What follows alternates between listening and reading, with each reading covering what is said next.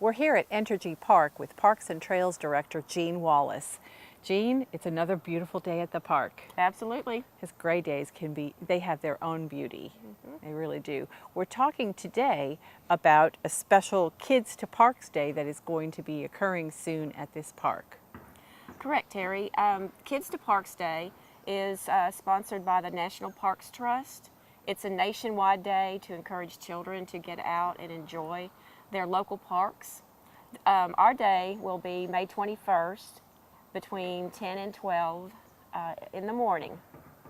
So if kids are going to be out in the parks, that means their families too. Yes, everybody. The family should all come.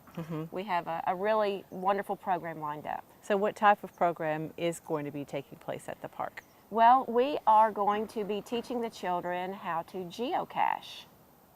So what is geocaching would be the obvious question. Well, geocache is a world, it's played worldwide.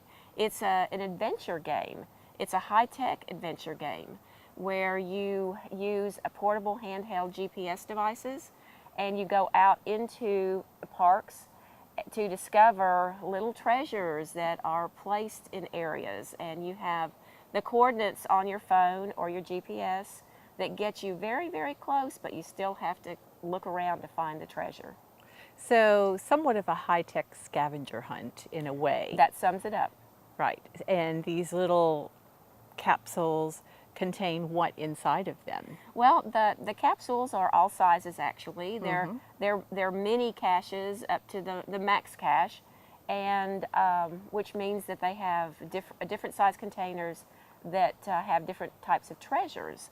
And a lot of the treasures are just little fun giveaways, and once you find it, you can take one, and there really is a little bit of an etiquette there. If you find one, you're supposed to put one back, so there always stays the same amount.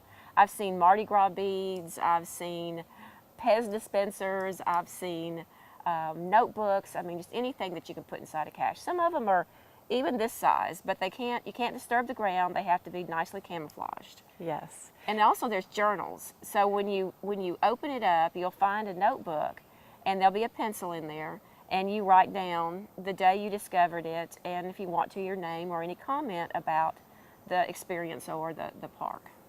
My son and I did this a couple of years ago. We went downtown, we went to several parks. There are geocaches everywhere, but people may not be aware that Entergy Park has several. Now, we have 4. As of last year, we have 4. I'm going to check our records to see if we have any more this year.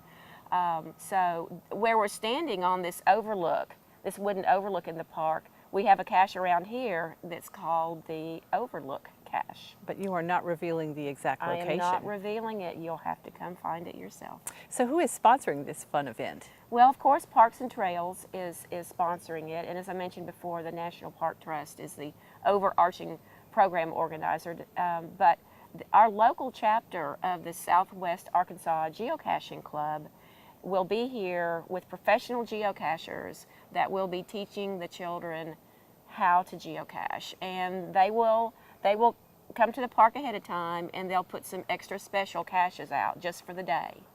So when the children are learning, they'll go with an adult to go out into the park and on the trails, and the children will be able to find some special caches that day. We have the ones that are here all the time, but these will be special ones placed for that particular day.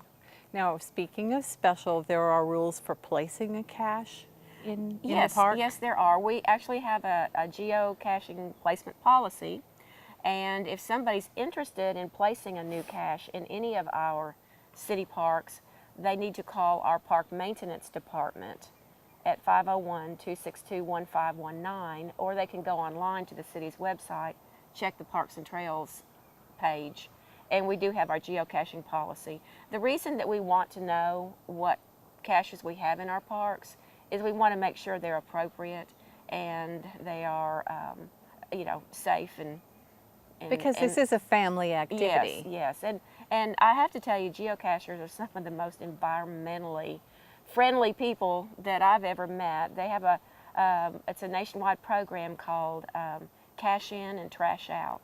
So they leave the park a lot cleaner than, or any place, they leave a lot cleaner than they found it. And Naturally, they wouldn't be placing things that you wouldn't want to find in a park, but we still want to inventory them and keep up with what our caches are in our parks. So it sounds like a perfect activity for a park when it is tied, as you said, to environmental awareness. Correct. And the beauty of it is it gets people out on a high-tech scavenger hunt that may not ever think about going and looking at a park or hiking a park. If you love games and tech, you're usually kind of in front of a television sitting somewhere. But this actually, you take it with you, you go out in the park, you have a good time, you get fresh air. It's a really good way to get families out into the parks. Are there any other benefits to participating and learning how to geocache? Well, you can carry this hobby with you everywhere. There are geocaches all over the world.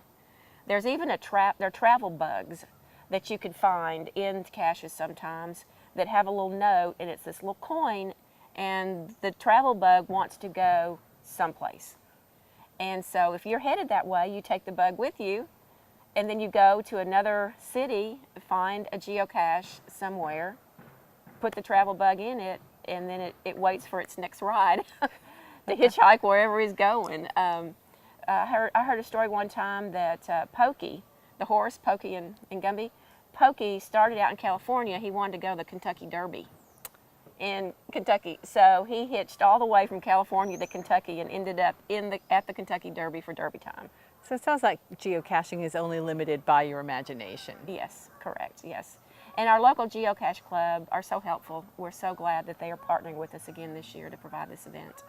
Is there any fee for participating? It's absolutely free. Very good. So again, if people want to participate, shall we mention the date and time and a phone number for any questions that they may have?